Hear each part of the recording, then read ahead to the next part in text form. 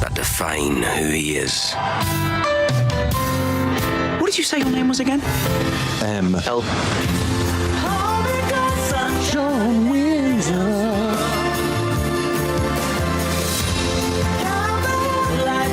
It's never gonna last. Let's just enjoy it while we can. Soul of Detroit. You ass interrogator, around my face. It's gone. What are you doing? That is not paid for by them. That is paid for by the people of Detroit. You might be qualified, ML. I'm not qualified for this job. Let me tell you something. You want to go right now? Okay? You want to go right now, Albert? Hey kids, it's your old pal ML Elric coming to you with a very special guest, a gentleman I met last week at Comerica Park. His name is Matt Bissonette. He is the bass player for Elton John and some other amazing acts, which we're going to get into in just a minute. But I have to tell you, when we met, it was electric. It was a lot like when Brian Wilson performed and saw his wife from the Honeys. When everybody saw he was looking out in the crowd, she knew he was looking only at her. And I was there in the 14th you had a row. connection. Yeah, exactly. I was there in the 14th row with John Rutherford of the Caju Cafe, and I said, that Bissonette guy, I think we got some Motor City magic here. And so I reached out to him, and here he is with us on the road from Boston. Matt Bissonette, Maestro, how are you? Good to see you.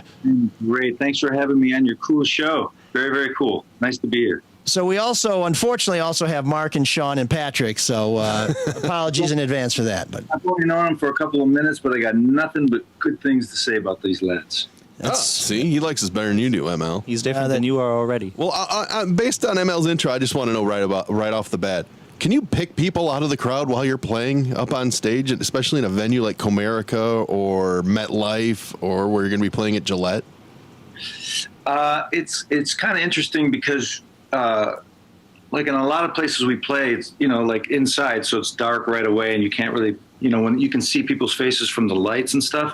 But these shows were starting around 7 o'clock, so it's pretty light out, so you can really see everybody, and then it gets darker and darker, and then you kind of lose it a little bit. But it's kind of nice this way because you can actually see people's faces and their responses, whether they like it or hate it, so it's kind of... Huh. I think that was Matt's way of trying to question my story, which obviously was unimpeachable. So we were deadlocked, man. We had that thing going on. Yeah, sorry if I missed you up on that one tune when I, flashed the rock and roll. It was one of many that I made that happens every night. Mistakes are something that Elton actually likes, so it's kind of cool. Well, I just saw Rocket Man last night. It seems like he's made a few mistakes over the years, but I have to tell you, John Reed, I don't know if you've ever met him before, biggest dick in the world. If I'm John Reed and I watch Rocket Man, I'm like, I'm going to get that Elton John. I mean, my wife it's about midnight. She's like ready to go to Scotland and try and kill this guy. And I said, I think Elton did okay. He's past that. Can we get past it too? But did you say that he's got the biggest, or like he's a big asshole? It's a very sophisticated show. You have to watch the movie. You have to be prepared. I'm sorry. When did the intern start talking this early? When did Sean start talking this early? I mean, I had good energy before the show. Yeah, but sorry, Matt. Tell us a little Usually bit. all Mike. Tell us a little bit about how you got involved in this, because I know it's been a long way from Warren, Michigan to Elton John with a lot of great stops in between. But I mean, you're a dude who obviously has got some chops. Went to school for music, and then went to college, and then hit the road. How common is that as a career path?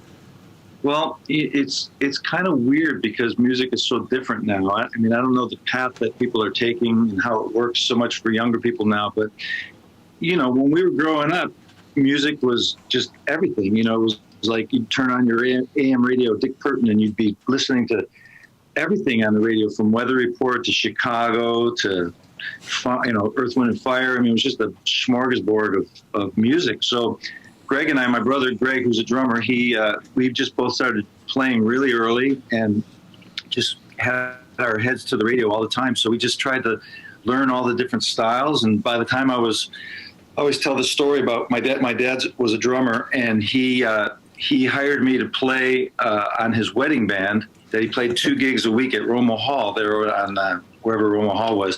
And when I was about 13 years old, he bought me a tuxedo and just said, "You're going to make $50 a night. Let's get in the van and let's go and play." And so it's been nothing but work and playing since I was a little kid. So went through high school and junior high school and started learning how to read and play jazz and different things. But, you know, being in Detroit, it was always the rock and roll, you know, so we had our own band that we called Grand Circus Park, and it was kind of a Chicago cover band. And we tried to call the band Chicago 2, and we had Chicago jerseys written on us, but that didn't work because that would have taken us to jail. So we built the Grand Circus Park because my mom used to work at the Broadwalk Towers there, right where I was walking around last week when we played Comerica. I went to the building where my mom worked for 35 years, and I used to drive her there every day, and you know, to work so I could have her car and to take to school and stuff. So being from Detroit, I mean, it's just kind of in your system, the rock and roll and every style of music. So it just kind of turned into college. I went to North Texas State for about 2.5 years. And then got called to go out with Maynard Ferguson in 1981. Started playing jazz, started traveling the world around 1981. I've just been on the road ever since then. So the road to Elton was, you know, a lot of different bands and different things and opportunities. And, you know, I think God always blessed me with something because I'm not very good at anything else besides music. You know, it's kind of like, I don't know what I would be doing without music. So thank God it all worked out and rolled into this thing. The gig with Elton came about with the passing of Bob Birch, who was the bass player who played before me, a really good friend of mine. He used to be my college, high school teacher at Mott High School. And he would be the band director there with Bill Baker. And Bob passed away, and then they called me up to take his place, and that was 11 years ago, I think, 2012, so 10 years ago. So it's been out here for 10 years now. So were you intimidated at all? I mean, you had played with so many people and toured with so many people, but is Elton John a different level? Or, I mean, you hear stories about Elton. He's very demanding. Right. Well, I wouldn't say intimidated. I mean, the weird road with me is I've always taken the place of bass players that were really good, like with David Lee Roth. I had to take Billy Jean's place, you know, who's like everyone's bass hero, you know, and mine too.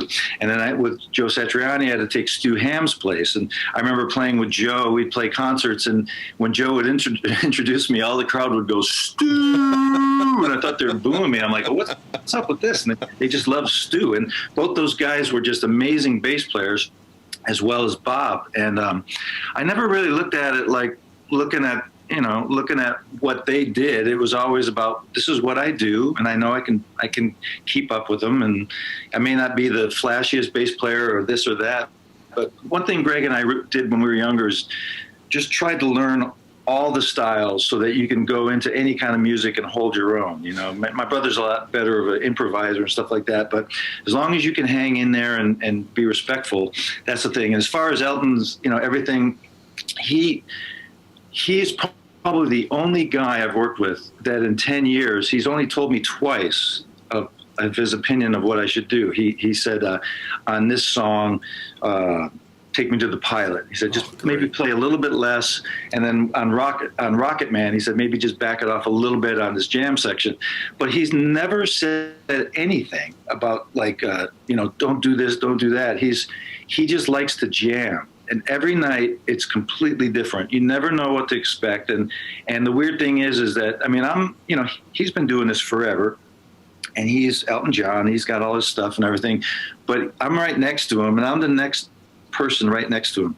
And whenever he plays anything that's kind of cool or whatever, he'll look at me, and I go like, yeah, man, that's really cool. And I'm going, that is amazing, man, that he's so young at heart and loves music so much that he still needs to do something and get affirmation from his bass player, you know, like he doesn't need me to tell him he's great and what he just did. So it keeps me young when I see him, because he just comes out and he's just a jammer. He's just playing, and he wants to do something different every night. And he gets really bored really easy.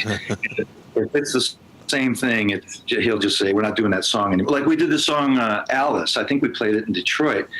and he just didn't like it for some reason, and it was gone. I mean, with him, it's like things magically disappear. It's Well, pretty to that point, I've always heard that he does not like Crocodile Rock, but he feels like he has to play it. Is there truth to that? He hates it. And Nigel, the drummer, really hates it.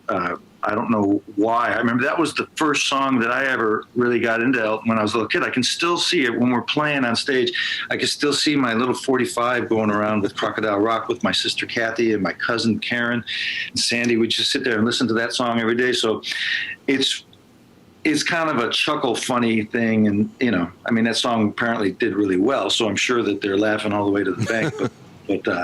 But yeah, I think it's just one of their songs. There are a few songs in the set that they're not really crazy about, but I mean, still a great song. It's Crocodile Rock. I love it. Yeah. Well, my first Elton John album was my mom's Goodbye Yellow Brick Road, and my brother and I played that all the time, and we loved it.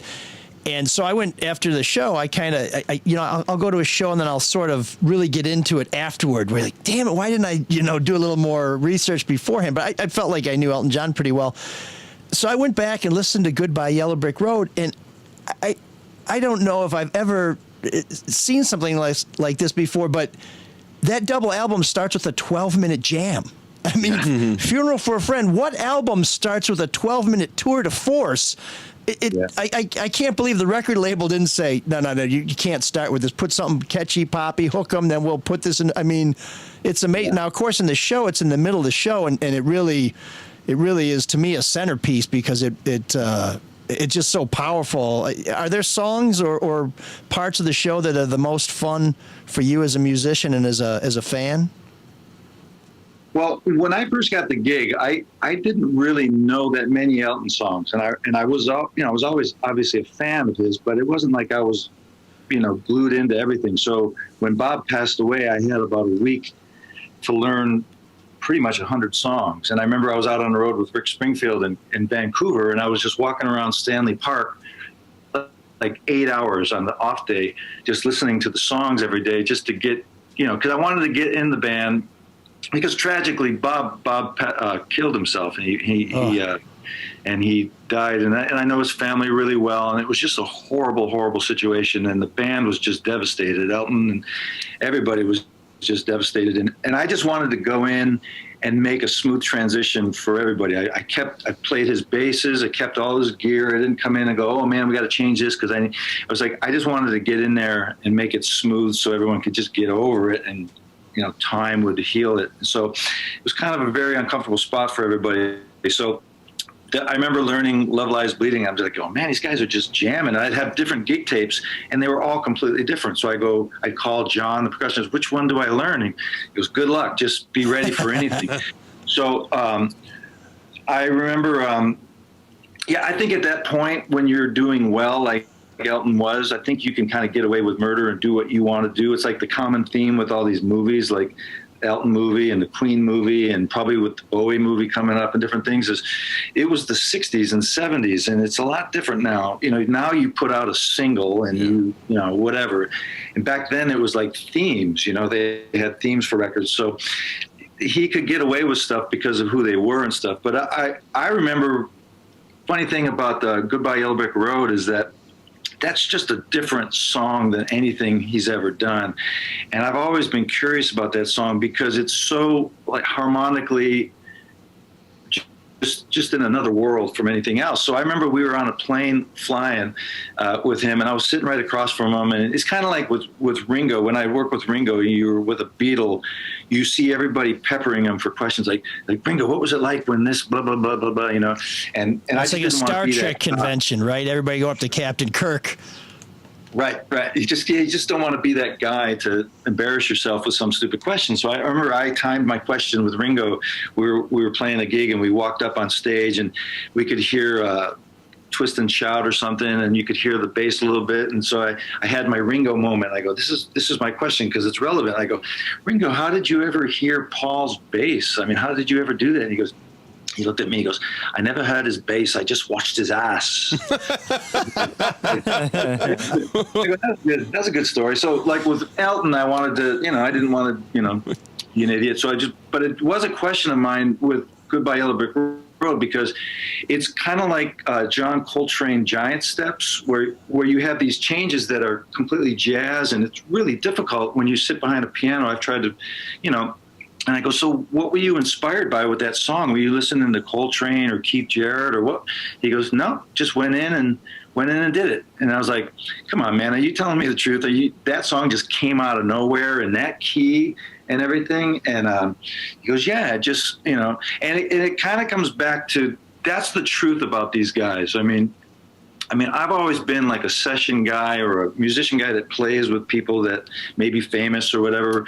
But I've always, now at 61 years old, I sit and I go, these guys are the guys that I've played with are the real deal, the guys that come up with the stuff. And guys like me just kind of go from gig to gig, and I get to ride their coattails and be around it, and it's an honor to do that.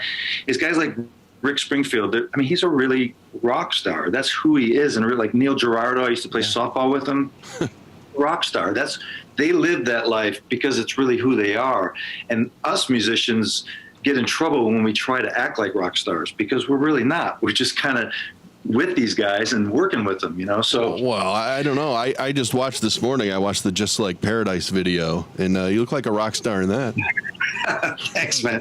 Well, imitating rock stars. I remember that day we're filming. I was scared out of my brain, going, "What am I doing with my life?" Taking Billie Sheen's place, and all these girls around doing this video and stuff. And it was just, you know, and it seemed so like yesterday, but that was 1987, you know. But I've just kind of learned that these guys have a plan. So basically, what I was getting to is that first time I ever recorded with Elton, we were in the studio in L.A.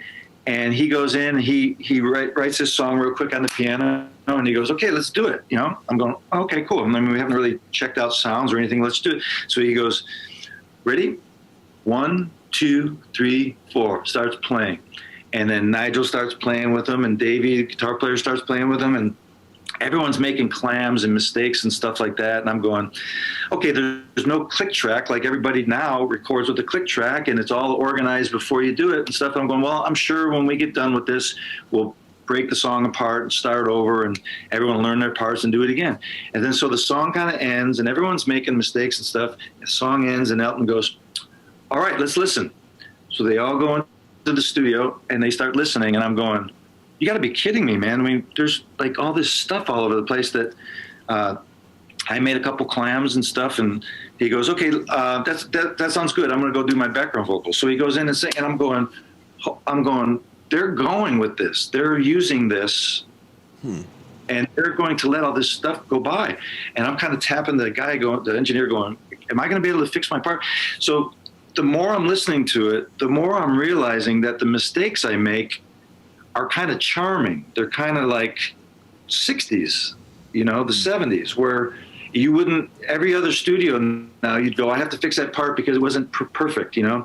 And as the song, Davey goes out and plays a guitar overdub, and I'm going, this is it. This is what happened when I was a little kid, when they were making Crocodile Rock. It's these little charming things that when you listen to, they could be mistakes, but they register in your mind, and that's music. And that's why he looks at me when we're playing, because that's the first generation of this stuff.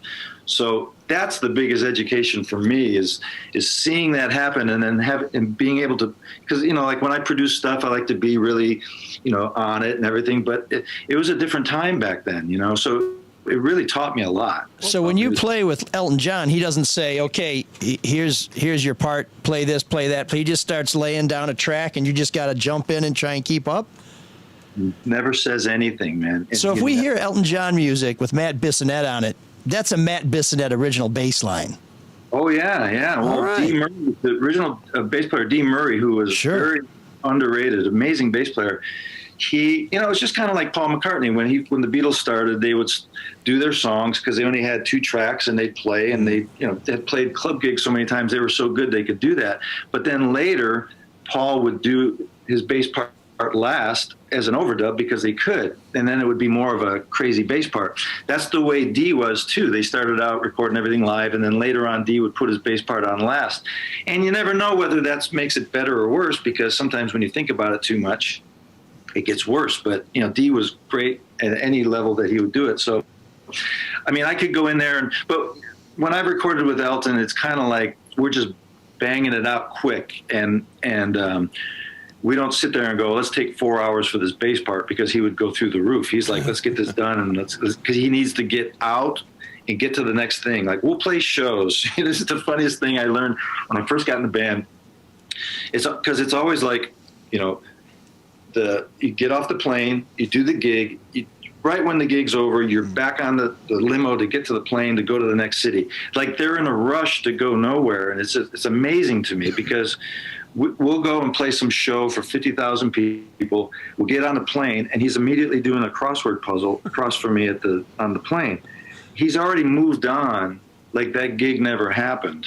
Damn. And instead of sitting there going, okay, so what did you guys play on that thing? You know, there's none of that, you know, and there's a lot of bands that don't do that. They just kind of are good enough to just go, that's over, what's next, you know? And that's what I'm trying to do more in my life, is just not dwell on mistakes in the past or anything in the past, and just, it's where I'm going next. So yeah, what's the next thing?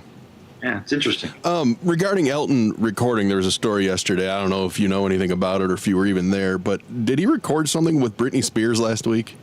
Is there any truth to that? Do you know anything?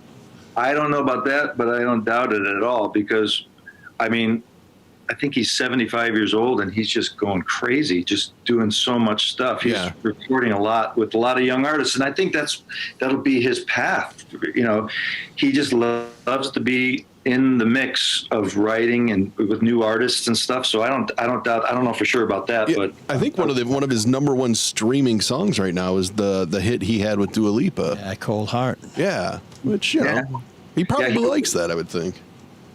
It's amazing. He just wants to be in it, you know, and he'll go to his grave being in it. You know? Well, Sinatra kind of did that too with duets, and you see that with a lot of old acts. Tony Bennett would play with some folks, Lady and Gaga, it keeps them relevant, it keeps them hip, and it might be kind of fun. I mean, one of the things in my wormhole with Elton John, seems to be always a part of our popular culture. You read all these assessments like, well, you know, really from 70 to 73, Elton John was great. After that, now I was like, bullshit. I said, where have you been? Because I think from 73 until about last Monday, he's been kicking ass. I might not like all of it, but I mean, this is a dude who, if this is his worst day, I'm like, Jesus Christ, I'm not even going to get there on my best day times a million. Yeah, he's always this, man. He's always just going to the next thing and leaving a smoke trail behind him, and everyone can either follow him or not, and everybody has their opinions about anybody that's doing anything. You know, it's like high school. It goes back to, you know, you see somebody just taking off, and you just either respect it or not. You may not like everything about it. I mean, there's certain songs that I don't really particularly like, and there's certain ones that I just love, you know. I mean, whenever we play Sorry Seems to Be the Hardest Word, I think that's like one of the best songs ever written from top to bottom. I saw something the other day of him on the Johnny Carson show, of just him and a piano just playing it, and it was unbelievable, you know, with that voice and everything. And you know, you just got to tip your hat and just go, God bless you, man. Well, now you've played with a lot of amazing people. You know, Brian Wilson. We're going to leave the jazz guys out for just a minute, but Brian Wilson, David Lee Roth. I mean, whether you like David Lee Roth or not, an iconic guy, a real character, I'm sure. Elton John. Yeah, Jeff Lynne. I mean, do you find that these folks really savor what's going on, or is it just, I'm going to the next thing? I mean, do they ever have a chance to really appreciate it? Because, you know, watching Rocket Man, one of the things that really struck me is just this relentless drive, almost as the genius is almost like a torture rather than a blessing. And I got into a Brian Wilson wormhole this week too, and I'm thinking, geez, you know, I'd love to be that smart, except it seems like it sucks. Yeah, I wouldn't know about that stuff. I remember when I recorded with Brian Wilson, he walked up to me and he goes, that sounds good. I play bass too, you know. And I'm like, yeah, I think I know that, you know. Like, I think there has to be a little bit of tortured soul when you lay yourself out like that. I mean, like when I write songs and I produce songs, it's like, like when I'm playing with other artists, it's like I'm a hired gun and I'm doing my job and I give it my 100%, but I leave it because it's their thing, you know. But when I do my own thing, like we have a band called the Redcoats, and when we tour with that or play with that and different bands that I've been in, I get a taste of what it's like to have all that pressure. Like even if I'm singing in a club gig and the drummer's playing too slow, I'll turn around and go, "Hey man, can you speed it up? Because I have to sing this and look these people in the face, and I just want to get it done faster or whatever." And it makes me realize when I work with other singers, and sometimes they pull an attitude like, "Come on, faster, faster."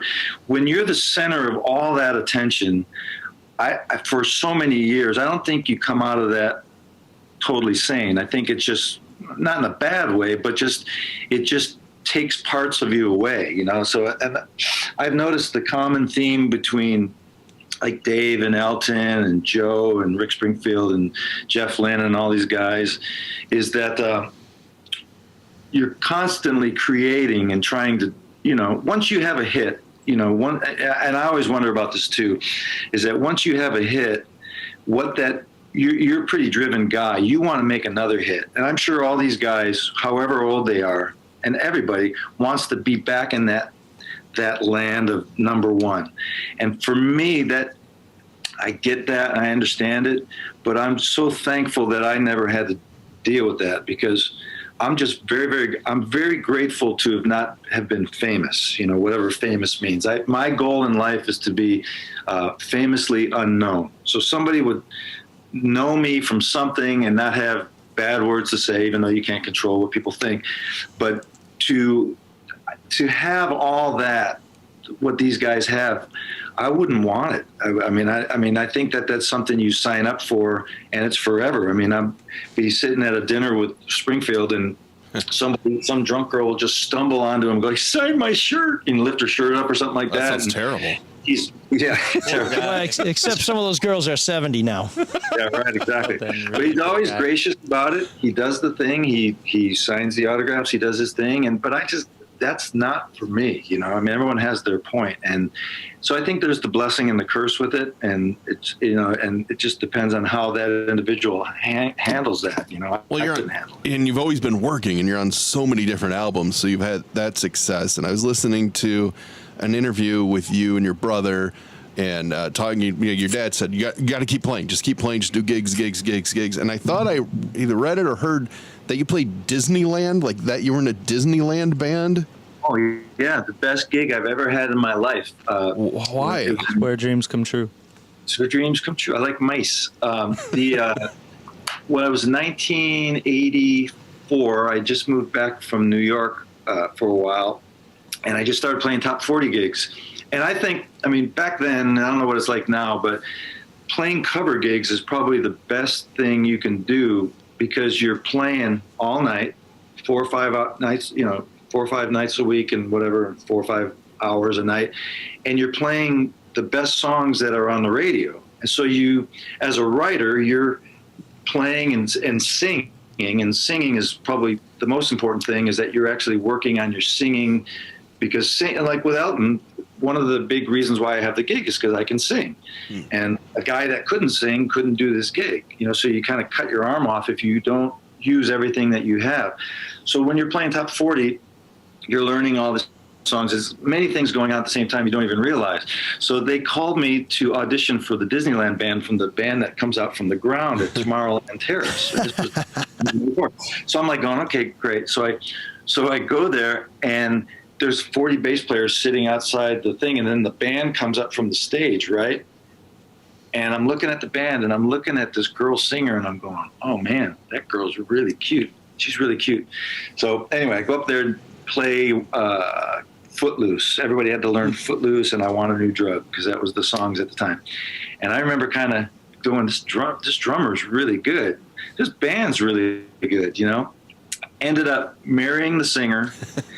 One of my best friends is the drummer, and all the guys in the band have been my best friends for 35 years, so you never know in any situation what's going to happen, and it was just a great gig. You're going up 4 times a week up this goofy stage and going up and down, but it was one of the best learning experiences. And I was also playing 7 nights a week in LA and 5 days a week. So within that year, I probably did like 1 million gigs, and I got a lot better in a year, you know? So a lot of people look down on the top 40 gigs, but I always thought it was a great education. Matt, I was just curious. You've played with a lot of people, a lot of whom are showmen in a way. Brian Wilson is sort of an anti-showman and looks pained when he performs. And I recently watched his documentary, I think, A Long Promised Road, on a long flight across the country, actually. And I don't know if you've seen that or not, but what's the difference between somebody like him and some of these others who, when he creates, he hears everything and every part in his head, and then kind of goes around and collaborates that way, from trying to get out what's in his head to y'all? I think that's a great question, man. I wouldn't really know where his head's at with it, but it's like there's this guy Rick Beato who has a YouTube video. I love his channel. Yeah, he's great, and he understands music, and he asks great questions, and he gets it. Well, his son has amazing perfect pitch, right? Yeah. I mean, like, I think I kind of have relative pitch, where if I go into a session and they play a song, I can write the chart and be kind of close. So that's kind of relative pitch. But this guy and certain people, I mean, they hear music in colors. They hear it in different shapes and things that us mere humans do. And it's a blessing and it's a curse, because you start, you know, I know some people, like engineers that work with WAV files on their computers, they have nightmares about WAV files chasing them in the middle of the night, and they'll wake up in cold sweats because it's just, you get so close to it. I think a guy like Brian, and I don't really know him that well, but I think because he's such a genius and, you know, in that way, that he hears music different than the rest of us, you know, and I think that's a blessing for him, but I am sure it tortures him too, you know, and yeah, I just don't love music that much to go crazy for it. I mean, I think balance is the most important thing, man. I mean, like, with God in my life, he's spared me from just being a musician. I mean, like, I get to a city, I got to walk like 10 miles a day and see what's out there and talk to people and watch sports and do stuff and have balance. We work with the 2 cellos all the time. These 2 guys that used to play with Elton, and they are just music and girls and let's go. And I remember talking to one of the guys going, hey man, you should think about balance a little bit, because you need to, I mean, music is not going to do it, nothing but music. You need to figure this out, you know? And we laugh about it and stuff, but I don't know what Brian's balance thing is, what his life view is, but I know that music can, like sports, can eat you up if that's all there is. So I pray that Brian doesn't have a tortured soul with that stuff, or any genius, that they have something to fall back on. But yeah, I definitely think that Brian hears in shapes and colors. And like, I've worked with a couple artists, some artists that didn't know anything, that would explain songs in colors because they didn't know what they were talking about, and they were just kind of just chirping. But a guy like Brian, I think he really sees it differently. He's almost a savant, like a musical savant, which we're grateful for as a society, but it does come at a price. I mean, he's had a lot of struggle. Sure. Right? Yeah, I'm sure part of it is that, you know, I mean, you just see the world differently, and the pressure that he was under. I mean, you listen to those old Beach Boy bootlegs where they're in the studio with his dad. Oh my God, Murray. Yeah, they're yelling at each other and stuff, and they had so much so fast. I mean, do you really? It's funny you mentioned those outtakes, because I hear them, I listen to them probably more than I should. I'm a genius too. Exactly. I'm a genius too. Let's go. Pal? Let's go. Keep fighting. It's really funny because you had the feeling that Brian knew exactly what was going to work, and that was the thing to do, and just pretty much ignored his dad. But your dad was very supportive of what you guys did. And was he ever in I think there was a story about him being in the studio with David Foster or something. Yeah, my mom and dad, I mean, they were jewels, man. They just, you know, basically, I tell the story all the time, but my brother started playing drums when he was young, and I was kind of like, I didn't really like music that much. I liked baseball and tennis and different things. So I used to go down in my basement and kind of jam on my tennis racket to like Kansas and Rush and different bands and stuff. And then one day they said, go grab the groceries out of the car. So I went back there, and there's this bass, this thing. I'm going, what's this? And they go, there's a bass. So Greg and I just started playing Smoke on the Water for like 10 hours in the basement. And then 2 weeks later, I had a tuxedo, and my dad said, come play with me 2 nights a week. And I was playing bass in his band, and I had no idea what I was doing. And they would just say, I go, Dad, what do I do? He goes, just use your ear and listen to Harry, the accordion player at Roma Hall, and kind of just make music, And I'm like, okay, cool. And he goes, but the only thing is whenever I point to you, you have to get me a beer from the bar. So that was his one prerequisite of doing it. So kind of got thrown into the fire, and thankfully I could handle it, and it worked out and everything. But they never pushed us. Our parents never pushed us. They were both musicians. So, and I was just thinking about this the other day. I was in New York where we played one time, and my mom and dad used to surprise us when we were on the road, like with Maynard, and Greg was playing at the same time, and they would just show up when we'd get off the bus, and they would be there like, hey. And my dad and mom were the biggest Maynard fans. So I was thinking their opportunity that they got to see us play with Maynard was equivalent with me going to see my son. My son is a baseball player. He got drafted by the Pirates, and he's in the minor league systems. I love baseball so much that he's doing what I wanted to do, and we were doing what they wanted to do. So it was really fulfilling to see them follow us all of our lives, to go to all these gigs. Even just before they passed away, they'd come out with Rick Springfield. They would just sit on the stage with us with a couple of beers, and they'd just sit there, part of the show, and everybody would love them. So the David Foster story was Greg was playing a session with David, and it was his first session, so he wanted to impress him and do a good job. And my dad would see that when he would do, Greg would go to sessions, he had a guy that would get paid to set up the drums for him. And my dad goes, so what does that guy make to do that? And he goes, it's like $300. He goes, you mean to say that guy gets $300 for you to set up the drums and then go and pick them up? He goes, I want to do that. So my dad became my brother's cartage guy, setting up his drums for like 15, 20 years. So, but the thing with Bud, my dad, is when he would infiltrate the session, he would get there, and by the first 5 minutes, everybody was in love with him. And they were like, Bud, you got to, so Bud became, my mom and dad would become the center of the session. So it was like this family outing every time we'd get there. So Greg tells, Dad, don't do that thing you always do with David, because I don't really know him. So kind of get in and get out. So Greg shows up to the session. My dad had set up the drums, and there's my dad sitting at the console with David, and David Foster's arms around him. And my brother comes in and goes, hey, Dad, come out here. And David looks at him and he goes, hey, man, we're talking hockey. We're talking Detroit Red Wing hockey with Bud, so get out of here. And Greg's like, okay. It was just because I guess David's a big hockey guy. So they were just amazing. They were part of the landscape, and everybody loved them. You can't ask for more than that from parents, Matt, you were talking earlier about the idea of hearing something and maybe seeing colors, or hearing music in colors and shapes. And thanks to our intern here, Patrick, who just looked up, perhaps you know this, but it's called, and forgive me if I'm butchering this, but synesthesia. Synesthesia. So it's the idea that you hear or listen or see or whatever, you take one sense, you experience one sense, one of your senses, and it triggers a reaction in another sense. So you're hearing, and so in the case of Brian Wilson, perhaps he's hearing and then he's seeing the colors because he's hearing. And it seems to me that maybe that's just part of the creative process. It's kind of like when I write, I hear Mike Elrich's voice in my head, and I find that very.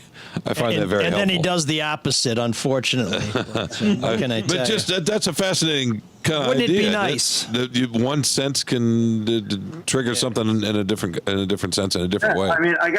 I have a little millionth of a piece of that where I have the relative pitch, where if I hear something, like I did a session, I bring my laptop on the road and people will send me files and I'll play on it.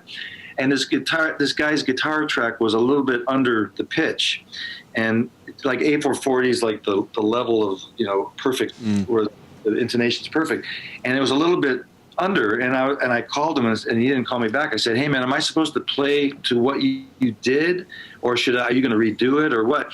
And it kind of drives you a little crazy, because like when you hear like if I hear a song on the radio, and this is with my limited pitch, I'll hear the music different than most people do, because I hear the music and I start writing a chart in my mind, like Fire and Rain. I remember the first time I did it was Fire and Rain in college, the James Taylor song. Just yesterday morning, they let me know, you know, that whole thing. So it was like C, da da da da da, F, da da, C. It started getting like pictures in my mind of what these chords were. So like when I do a session now, I'll just write it out because I've done it for so long. But if it was something, if there was a mistake, or if there's like something, like when you go to a club and you hear a band butcher a song, it's got to drive somebody like Brian or somebody that sees shapes, like they got to get out of the room.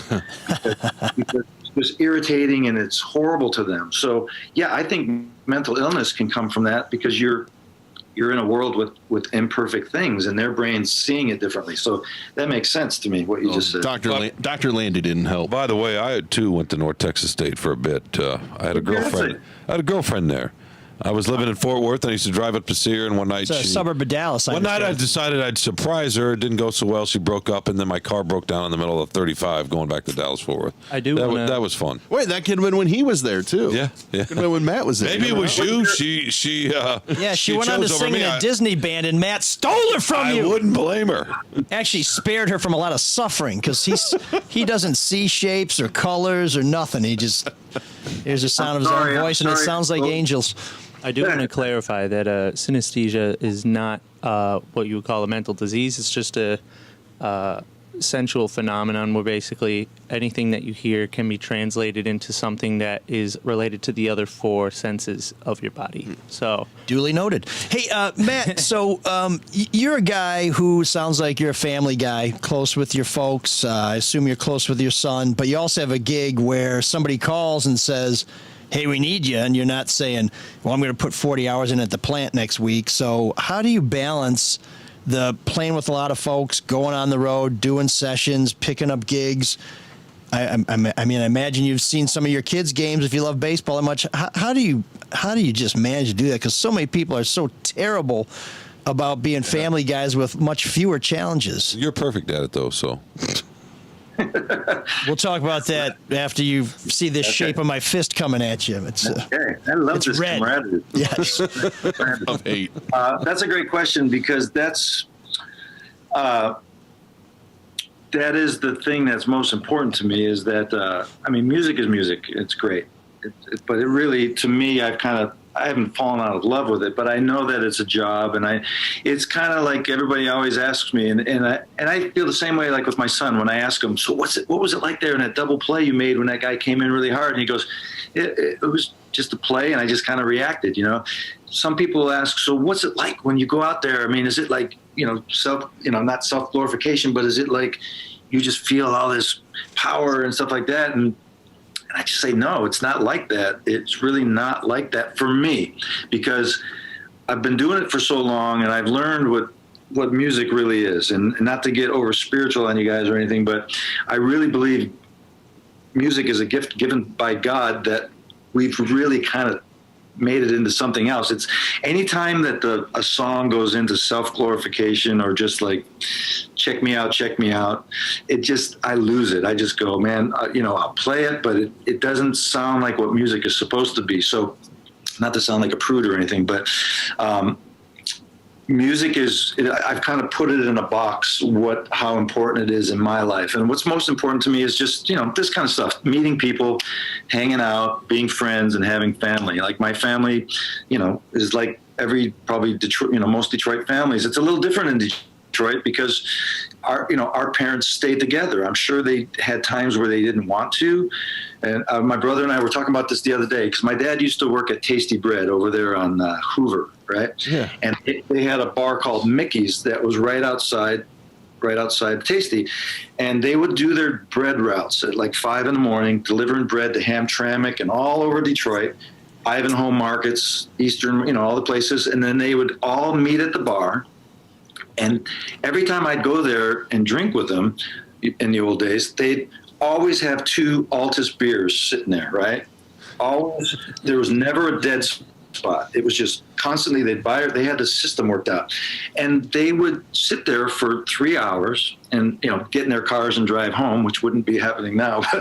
But they would just kind of moan to each other, good and bad about their family lives and their wives. It'd be like a therapy session. They didn't even know it was a therapy session, but they all stayed together. There wasn't one divorce in that whole group. And I would sit there and just laugh because it was just like the things that they'd say, they opened up so much. They had no idea they were doing that. I mean, if they would do that now, the divorce rate would probably be half of what it is now. So with my wife and I, we were just talking about this on the phone the other day. We've chosen this road. My wife's a musician too, so she's a singer, so she does her thing too. She travels, and we kind of have it worked out, but it is hard, and you have to, I think it would be very difficult if I was the man I was when I was 20 years old, because I'd be out chasing girls and drinking and doing stuff like that. But I just don't do that stuff anymore. I mean, back to the prude thing, I felt like God said to me, this is the direction I want you to go to. Life isn't forever, and you need to change certain things, and I did. Probably drank probably for 35 years or something like that, and not holding that up like it's a big deal or anything. But if I was still drinking, I probably still wouldn't be here anymore, and I wouldn't be married, and I'd definitely be in someplace else right now. So I'm thankful that I was spoken to at a certain time in my life where I said, you're going to have to straighten these things out. And so because of that, my wife and I were equally yoked, as they say. We both believe the same things. So it's been a common theme to hold on to. There's not an argument about, she knows I'm leaving for 4 months. She's going to have to deal with it and figure it out. And we just, thank God for FaceTime and for all that stuff. But it does suck. Basically, being like, I got the schedule for next year, and we're finishing this tour in November at Dodger Stadium. Then we go finish the whole thing out next year. But I just saw on the schedule that we're going to Europe for 4 months straight, which we've never done before, because usually there's a break in there. And because of COVID, they're just finishing it out. And like, let's just finish one. I called the road manager. I go, hey, man, we got to go home.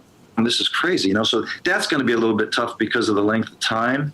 But it's a sacrifice that you do, and we're older now, and we're trying to make as much as we can so that when I come home next summer, maybe this next part of life, not retirement, because I don't think we'll ever retire, but it'll be a little bit of a padding so we can go financially where we're going to go and stuff. But it is a very hard thing. And I'm amazed that like everybody in this band is still married, and they're, everyone's still hanging in there. But it's difficult, I mean, you got to be married to the right person that understands it, or you're never going to make it. When you talk about that awakening and sobering up, I have to imagine that happened after David Lee Roth, because I just he's laughing. When I hear you toured with David Lee Roth, you spent 5 years in the band. I mean, those must have been some insane shows because of Dave and the audience. I mean, there's got to be some good stories there. I had a lot of epiphanies. With that gig that kind of got me to a different place. I mean, you grow up in Detroit. It's a drinking town, right? I mean, like any town, it's like you work hard. Everybody works hard, and you come home and your pat on the back is whatever.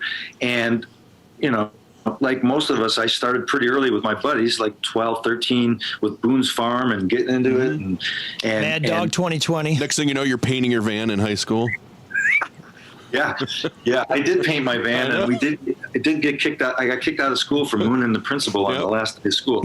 So there were so many crazy stories of stupid stuff from 12 to so then by the time I got into Dave's band, I mean, I was a pretty seasoned pro like everybody else. We would drink a bottle of wine after the show, before the show, during the show. It was kind of that thing at the time, and I'm thankful to have gotten through that. But I did see a lot of things that I just go, man, this just ain't right. I remember a couple situations with a ton of women at the same time in a hotel room, and I was just like going, it was just a weird scene that I just kind of went, this can't go on if I'm going to be a normal person, because this isn't reality. None of this is reality. Mm-hmm. when I'm done with this, I don't want to be thinking about that because that's not real. So I remember when I would go out with Dave, I just separated myself a lot. I would just go off and read books, and Dave would always kind of look at me like, what's up with this bird? And Dave and I got along great and everything, but it was just kind of like, I just didn't buy into the whole thing, and I respected it. I thought it was great, but I just kind of made a turn at that point, and I'm thankful that I did. I think everybody does. I think you can't really live like that forever because it's show business. It's really not. The whole thing that I've learned is that it's all a mirage. It really is. I think anybody would tell you that's been there. And I haven't been there myself because I haven't, I don't got tons of gold records on my wall saying that, I've earned this or that. But every time I've seen someone that's been famous, it's this thing that you can never get back to. Once you have a hit record and then 30 years later you don't have a hit record, you have to really adjust your brain to not be just pining for that and being sad that you're not on top again. So I think I figured that out pretty early, that there's no gold in those hills. It's just a mirage, and that you have to have a real life and be thankful for what you really have. And that's going back to family. I mean, that's really all there is. I'm that way here, Matt. I'm thankful to be here. Mike, I think sometimes it's a mirage, but he's actually there. He's a good-looking synesthesia. You're right. He's very handsome. We have a little haze on our camera too. But hey, Matt, we really appreciate the time. And it sounds like when you come home to Detroit. Or the Detroit area. No, I'm in Orange County, California. Oh, you are? Okay. I got one more question for him, if that's all right. So my sister is the biggest Elton John fan, and she wanted me to ask you about the outfits, as she wants to know what you consider to be your favorite outfit, and if Elton John has asked you to wear any interesting attire for a performance. Are you talking about Elton's outfits? Yes. Ever since I've started, he's only worn his suits. He hasn't. I think he stopped wearing crazy stuff before I was in the band. So all I've ever seen him is crazy diamond-studded suits that I couldn't even afford his socks. He hasn't really gone too crazy. I've seen some videos that I've been looking at lately of some of the stuff that he did and stuff. But all I know is that they signed a deal. I think the first deal was with Dolce & Gabbana. Then it's Burberry, whatever they say. Burberry? Oh, Burberry, yeah. And then now it's just different things all the time. So all I know is I have my suit that's sitting there every day, and I put it on, and it's so hot. When we played in Detroit, man, I thought I was going to have a heart attack. It was so hot. And like a couple nights ago in New York at MetLife, we were all just dripping. And of course, Elton's got his air conditioner vent right on him, and we're all just like. But thanks for that question. I haven't seen him do anything crazier than a diamond-studded suit. Yeah, well, that's why you're getting so close to the piano. You're trying to catch some of that AC. That's actually exactly true. True. I do like the little ties you have, though. The skinny tie with the tiger head on it. What's the story behind the tiger head? I don't know. They gave us options, and one of them was like a weird-looking snake or something like that. I was like, I don't want that, so I ended up with the tiger guy just to keep it simple. No, that's a good look, man. Although, yeah, that black suit under a hot sun has got to be got to be tough, man. That's got to be tough. It was pretty wild playing at Comerica Park because we all grew up Tiger Stadium, right? Mm-hmm. I remember going into when they took Tiger Stadium down, doing the final tour of the dugout, and I'm thinking it was so small. Like, how did Mark McGuire or these guys even fit in this dugout, right? And then I remember seeing all the games growing up at Tiger Stadium. I wish that Tiger Stadium was still around, that we could have done that, because that was more of what I grew up with. But I've gone to a lot of games at Comerica Park too, but it was pretty surreal getting to the gig and then getting to Coney Island, of course, across the street, and coming back and just seeing downtown and where it is now and how it looks and everything. But then looking over my shoulder and seeing my mom's place that she used to work with from the field, and just kind of, it was emotional. And I was just looking around at all the, the Al Kaline things. And I saw a poster of Eddie Brinkman, and I'm like going, I remember Eddie Brinkman just sitting in Detroit in the house watching the games and like how Eddie Brinkman would do today in today's game, how everybody's like 600 pounds and hitting home runs and stuff, and how much baseball's changed. But just seeing all those names and going in the dressing room, they had all the Tiger stuff all out. And it never leaves you, man. I mean, you can go away from Detroit for 100 years, but you still bleed and I was just watching the Red Wings special, Unrivaled or whatever that's called. Yeah. And just crying my eyes out because I remember my mom and dad and I and my brother and sister watching it in real time when Wah and Vernon went at it. And I was just like going, that's just something that never leaves. I mean, anybody can go away to another country and live, but you always come back to that. That was just inbred Detroit stuff, man. It's very, very strange. Well, Matt, I got a technical question for you. Speaking of the heat, I notice you don't use a pick a lot of the time when you're playing.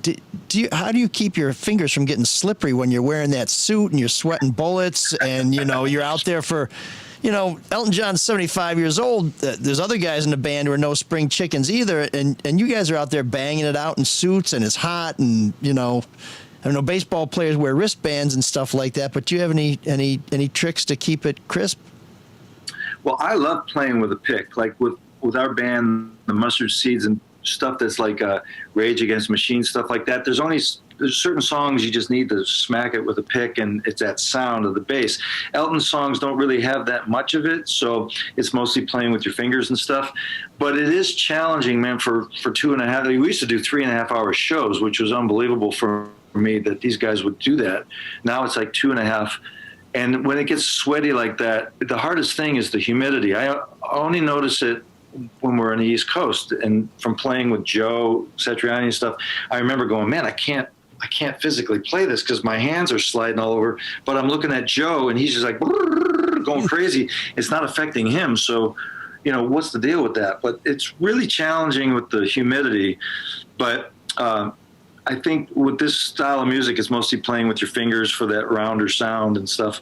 But yeah, heat is a factor, man. It's a tough one. Humidity more than heat. And are you looking forward to the end of the tour? I mean, do you know what you're doing after that? I assume at some point he is going to be saying farewell. Yeah, this is it. I think he's really, everyone says, oh yeah, sure, he said this before, but I think, once we finish in the States, we take a month off, then we do Australia, New Zealand for a month, I think. And then in April, I think, late March, we do 4 months in Europe, and then it's over. And then I think everyone just cries it out and, or take a breath of relief or whatever their thing is. And everyone goes to their corners and just goes, now what do we do? And, I'm sure Elton will be recording and doing his stuff and writing and working with young artists.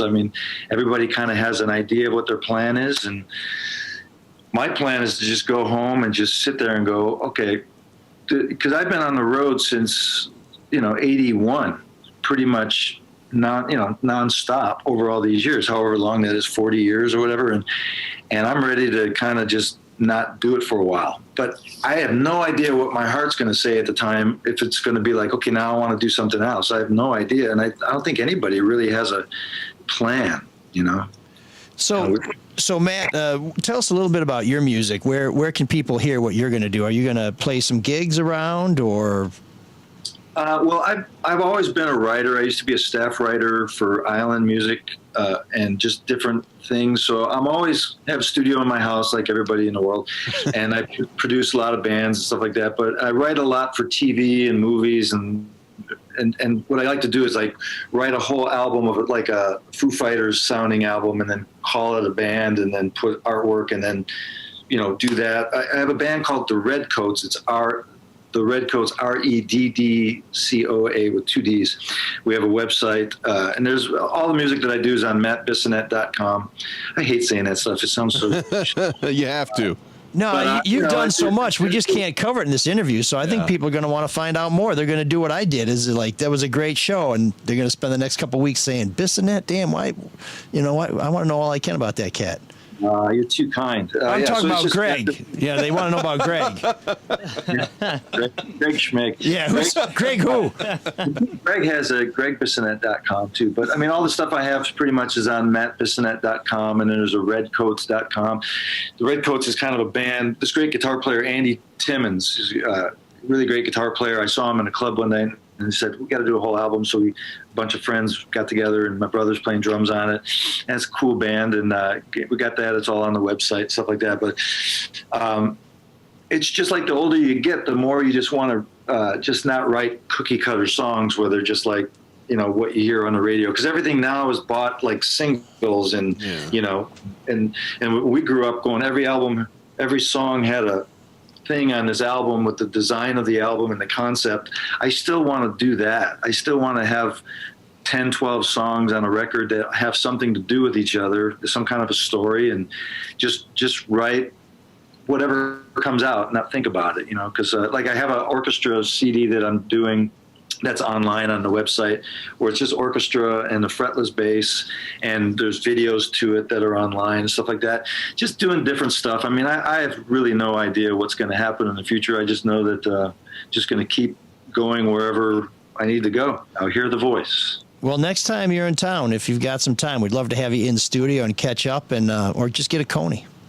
Let's get a Coney. Lafayette. Oh God, no, American. Oh hell no.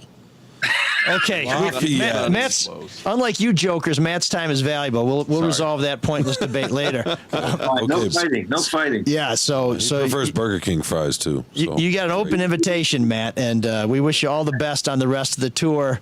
Thank you, guys. Thanks for having me on your show. It's really cool. You guys are good fellas. Thank you for your time. It's our pleasure. And you tell Elton from my wife, if he needs somebody to take care of John Reed,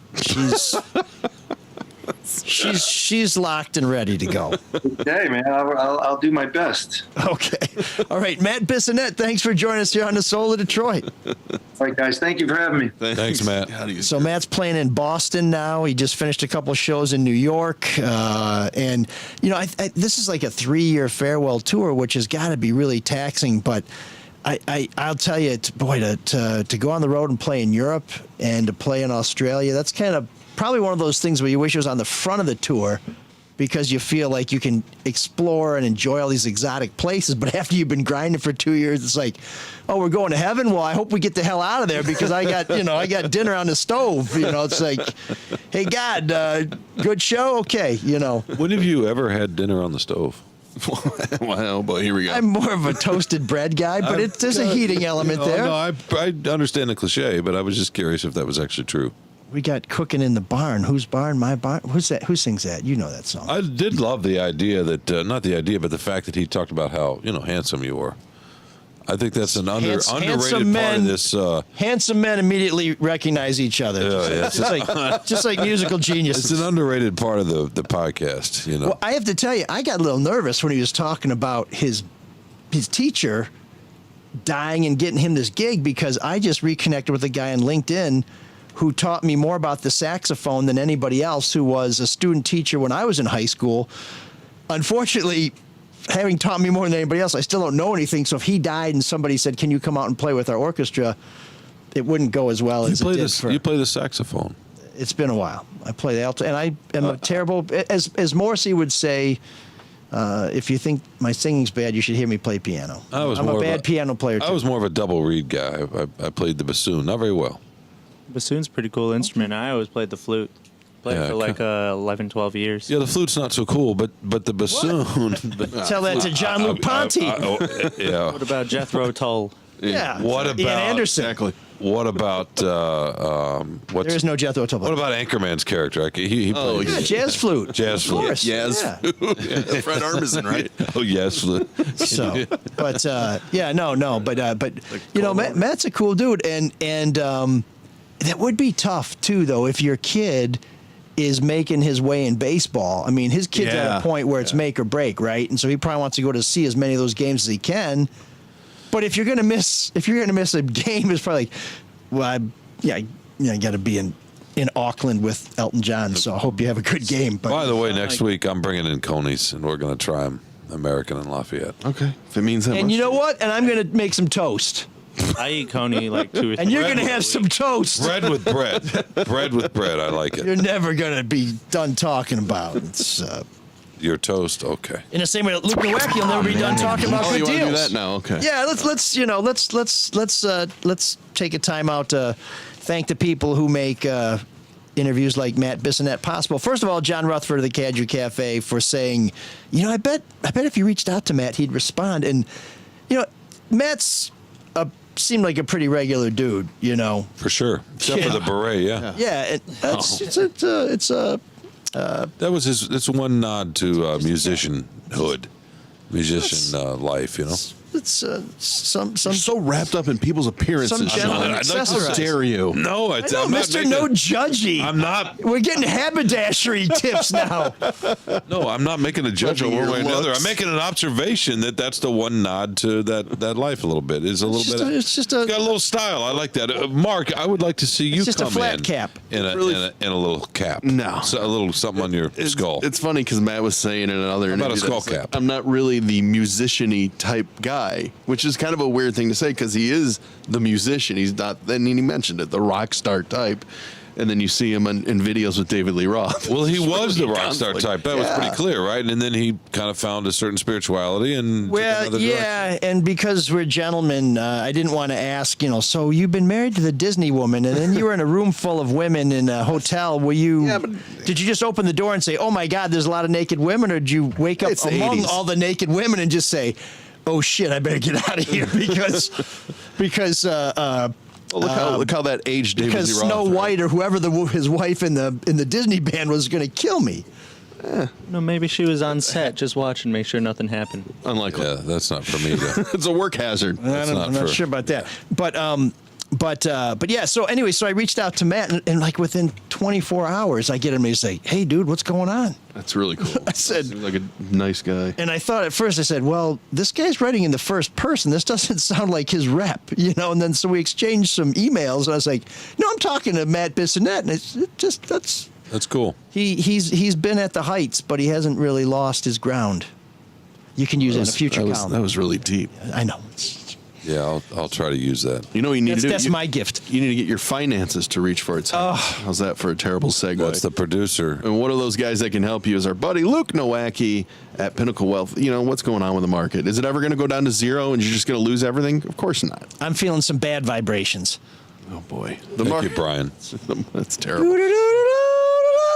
The markets rebound. They always revert from lows. They push new highs. So get yourself positioned, get some investments. Call Luke Nowacki, Pinnacle Wealth Strategies, 248-663-4748. He's going to, put your money where it should be for your age, which is very important.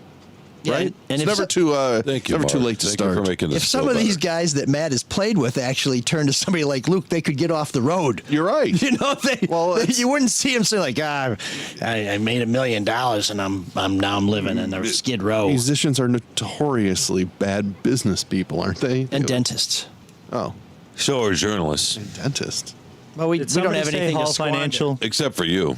Oh, and it's because You're a Luke good will make it all businessman. about you, sweetheart. no Then matter we'll get what. the Hall Yeah, Financial. no matter what your what work you do in life, Luke will make it all about you. Securities and investment advisory services offered through Royal Alliance Associates Inc. Member FINRA SIPC. Royal Alliance Associates Inc. is separately owned, and other entities and/or marketing names, products, or services referenced here are independent of Royal Alliance Associates Inc. So we can't all be financial geniuses like Luke, but if you're an idiot and you want to make some money or at least protect your patch, David Hall is the guy Yeah. you can turn to. If And I'm you're- living proof that he can help those who are not that savvy. He's End helped up you being multiple times, pretty hasn't he? important You're pretty landowners. savvy. I'm so savvy I got 3 V's in there. Mr. Hall's made you savvier, but you were already savvy. He's made me sassy. Well, the Fed is raising rates this week. It seems like a foregone conclusion. But the good news is if you own a home, your home value is skyrocketed. So if you need to get money out of it, you can do that. And Hall Financial is going to help you get cash out of your house with a cash out refinance. The average house has gone up, like $30,000 in the last year. They just help somebody get $55,000 out of their house. You can pay off your other sky high debt, your student loans, whatever you have, or you can just put that money back in your house and remodel. Whatever you need to do, just call Hall and they'll help you out with some options. It's 866-CALL-HALL, or you can chat online at callhallfirst.com.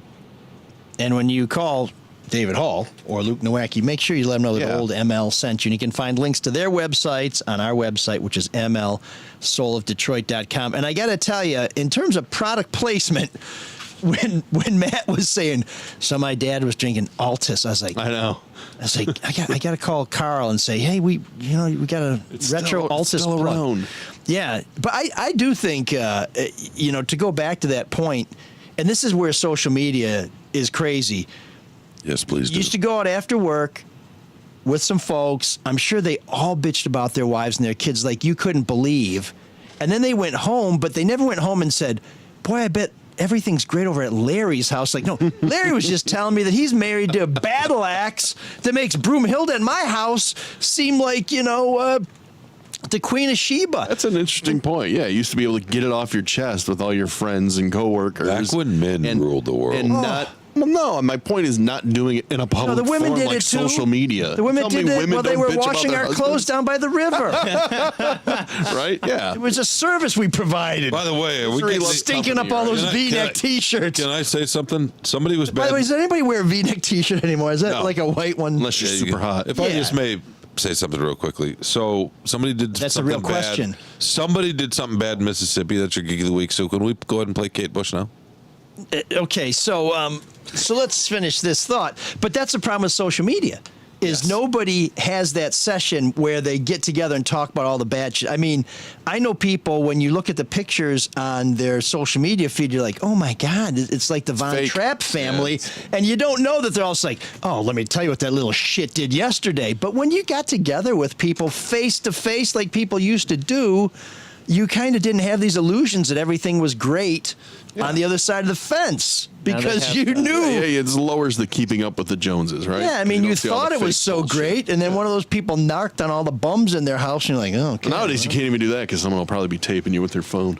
Yeah, Yeah, at least now they're you'll go viral. Exactly. At least now they're kind of pushing out this whole like face-to-face online therapy thing. I've heard a lot about it. I've heard I have a friend who actually does like his therapy via appointment on Zoom. Therapy. I just want to bitch about people to my friends. Without Isn't that them- what therapy is? Well, It's venting for sure. I mean, it lets some pressure off. But I guess, don't know. I guess rather than finding a new way to complain about people online, I'd just like to shut down Facebook. I'd settle for that. That seems. No, you as can we're streaming on Facebook. You can complain about people here. That's your next segment, Geek of the Week. Oh man, the geeks have inherited the earth. Did I do that? What a dork. Does him wanting to play with us again mean that he's turning into a geek, or we're turning into cool guys? I thought I was supposed to skip that. I'm a genius too, Sean. I'm a genius too. Come on, boys. You got to fight for it. You got to fight. You got to Too much fight. money, pal? You make too much money, pal. Yeah. That's my favorite one. Oh God! So I watched the Brian Wilson thing, and Murray sold all the publishing rights out of spite for like peanuts. Fucking over hard, man. I got it now. Mike, you're too close on your low notes. Carl, come in a little. Mike, you back off and we got the blend, okay? So he's talking to you. Dennis, watch your flatting, dear. Okay, Thanks, Al, Sean. loosen up and we got it. This is going to be a hell of a hit. Let's go. Loosen up. Loosen up a little. Yeah, we like to have a peaceful Dad, session. Brian, I'm a genius too. Let's go, huh? There it is. We like to record in peace, Father. We like Murray. to record in peace. Murray, yeah. Oh God. Such an asshole. You look so fine. Teaching him how to sing. Get out of here, Murray. And he had like one minor hit, on the polka circuit. That's right, It's like, yeah. Come on. He was a dude. musician, but yeah, don't take over your genius son. Yeah, nice try.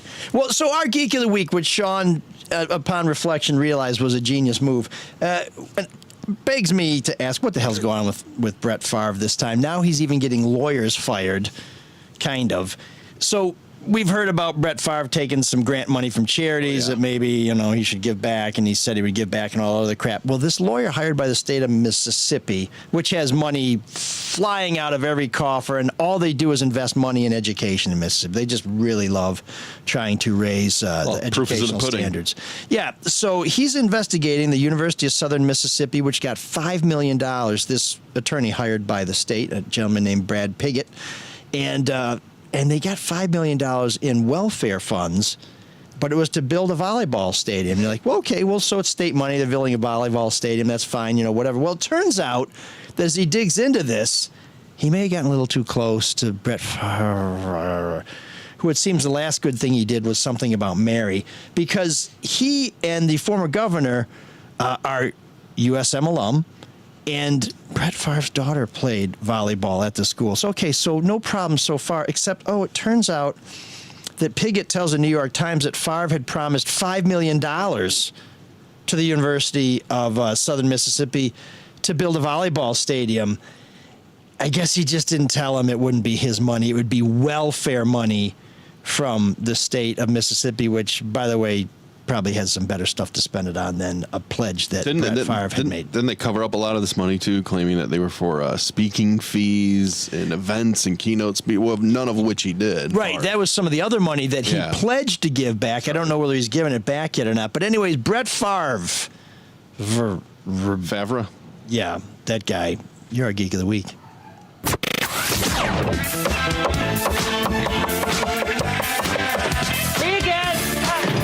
There's an all-night party in room 7609.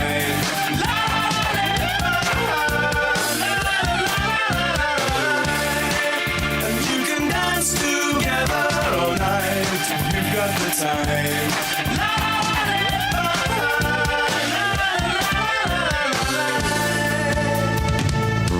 So in my very convivial correspondence with Matt Bissonette, I was asking him, you can even, give us a favorite new wave tune that we could play, or is there a band you like and I'll find something, or is there a new wave song that you really like that people aren't listening to? And what was his answer? I hate new wave music. That's what I'm wondering. No, he said, listen, dude, I just don't want to take any fire from Sean, so I'm going to pass on that. Oh, okay. And he knows the show. He knows the show. Yeah. Yeah. So I made an executive decision, and I thought, because this is kind of an Elton John theme, we would go with Kate Bush, the English songbird, and play her version of Elton John's Rocket Man, then debate whether or not it's really new wave. It's not. 0 hour, 9 a.m.